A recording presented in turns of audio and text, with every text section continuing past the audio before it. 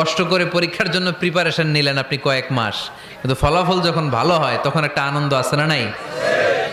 সারাদিন রোজা রাখলেন রমজানে, কি কষ্ট, তৃষ্ণায় গলা ফেটে যায়, কিন্তু ইফতারির সময় যখন রুহাবজা শরবতটা খাই কেমন লাগে?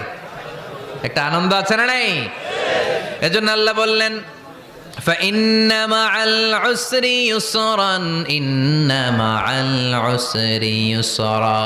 ও নবী, কষ্টের দিন মক্কায় অল্প কিছু দিন, মদিনাতে আনন্দের দিন অপেক্ষা করছে।